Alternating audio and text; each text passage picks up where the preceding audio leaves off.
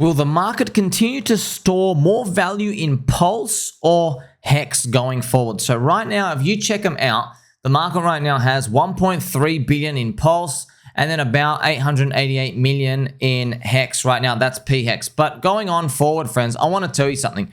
One of the biggest arguments people have is why they think pHEX is gonna outperform Pulse. And if you look at the ratio, this is pretty much what they believe. So a lot of people believe that this thing was just going to go up. They just thought HEX was going to continue to accumulate as a store of value. Now, the thing is, obviously, HEX is not store of value. It's more of a DeFi altcoin. It's kind of like a bull market, kind of like cherry on top for the bull markets, acting as leverage. Now, something you think about, friends, is Richard's talking points for he was basically implying, he's like, oh, you know, this is basically saying, well, pHEX can definitely go and do those things. It can. And one of the reasons he spoke about, really, and a lot of people say, is they say that pHEX has less liquidity than Pulse. So it's easier to move up. So friends, if you read between the lines, let's read between the lines. They're basically saying, friends, that if a big whale with hundreds of millions of dollars, like the PulseChain Sacrifice Fund, if it really wanted to,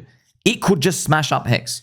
Now, of course, you can do that, but no one really cares about the wick up. You know what I mean? Where does the market accept? Because I guarantee you right now, you deploy the sacrifice funds and you smack it up, everything gets sent back down over time, and they realize, oh, the market just stayed where it wanted to go in the first place. And the best example I could use for you is, imagine a house party. There's a party, okay, and there's 100 people in the house and everyone's partying. Now, here's the thing. If, there's a door at the front, right? If I made that door knocked down and I made it 5 doors wide, huge wide, okay? It's really easy to leave the party now. You know what I mean? There's a big entrance, a big exit, okay? It's really easy. Now, even if the party's good, no one's leaving, even though you made it really easy to leave. The doors are really big. By the way, the door is liquidity for a market, okay? And the party is the size of the market cap, okay? That's the project, that's the altcoin.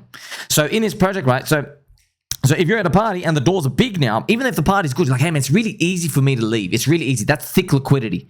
It's really easy for me to leave. I still don't want to leave. I don't want to leave. Okay? That's something to think about. It's also easy for people to join. Another thing. Okay? Now, another thing. Let's do the other example. If the party house, that big, big door, imagine you knock that down, you replace it with a wall, but the exit is just a window. It's a window. It's not a full door. It's a really inconvenient window. You got to get on a step ladder just to get outside of the house now, okay? So it's really hard to basically leave. Let me tell you something. If the party is poop, let's say there's a lot of fat dudes wrestling each other, you know what I mean? Like just doing a lot of weird stuff in there, okay? It doesn't matter that it's hard to leave the party. They'll still leave, okay? So that's pretty much telling you with liquidity, okay? So it's the mind of the market. You can't fight the market. Just like how it doesn't matter what you do with dressing up in the house. If people are not having fun at the party, even though it's hard to leave, I got to leave through that window. Sweet, I'm leaving and I'm done. I don't get out. I'll book my loss and I'll get out. That's people. They'll just pay the slippage. So they don't get out. They don't care. Remember, and a good party doesn't matter what it is. They want to be in it. Just like meme coins, for example, friends. Meme coins. Okay, so that's the example I'm using here for you just to show you where this thing might go in the future. Now, here's the thing, friends. Honestly, a lot of it's free. Pretty much, look, from the information we know and the research we've done, I'm starting to feel like a lot of this is you shouldn't spend too much time in it. It's not a waste of time, but you shouldn't spend too much time in it. You know why? Because what's your upside on pHEX from today if it even goes back all the way here? Congratulations. You get a freaking 80%. You get 80% return on your Pulse. Friends, there are altcoins in PulseChain. I already tell you, they're doing a 500%. But of course, there's more risk. There's more risk. That's why we do the research, okay? So now I've given you this example. Now maybe look at things in a different light. But it's more to do with, all right, if Richard pulls the liquidity for pHEX, that's equivalent like the door, right?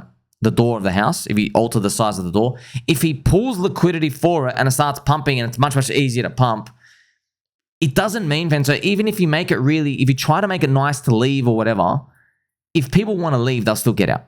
Okay, so that's Richard, like basically, when he makes the liquidity, so instead of like $27 million, maybe he pulls it down to $20 million. It's like, oh, it's so much easier to pump up now, right? So it's thinner. if people still want to exit, they're going to exit. These levels of like 5 cents, 10 cents, the resistances are still there. No one's looking at this liquidity going like, oh, well, this liquidity is low, I better get up, even though technically maybe these people should. So what I'm doing is I'm outlining to you that the market's pretty much already decided.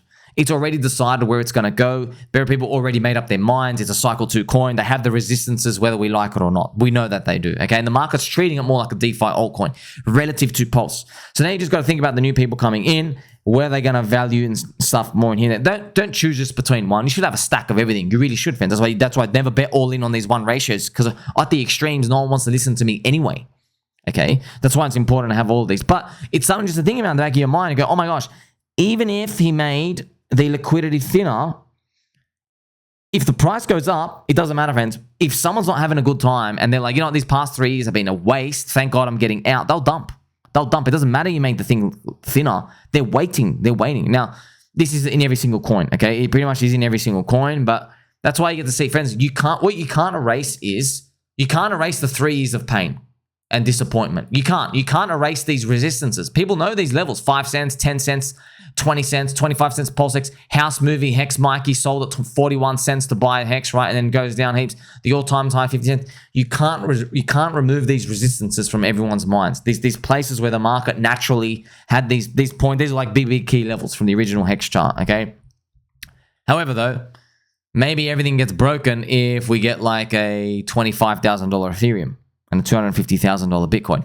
That could break things a lot. But you just get to see at the end of the day, man, these things are still not guaranteed. So you have to see, you can manipulate and do all these things here and there, but they don't really, what are they actually really, what evidence do you have for that to show you that? It's just showing you, yes, when everything was new and fresh, all the gimmicks and the tricks worked a lot. You know, with like, okay, let's shake everybody out. Let's do a spicy tweet. Let's do all these things to get everybody out. Like, friends, Richard Hart's spicy tweets, they are effective when it's a 60% dip. You know, when you are down 98.25% going on to 3 years soon, they're not spicy tweets anymore. It's the market deciding, you know what, you're older, you're too overvalued, we were just here for yield and price go up, we don't actually listen to the principles, and now we're going to cannibalize you and kind of like move into ink and stuff as well. Now there's an identity crisis. That's the market basically choosing that stuff. However, like I said, greed will overpower a lot if there's enough of a push and a DeFi resurgence out. So let's hope this DeFi resurgence does come back. Make sure you like, subscribe, catch you soon.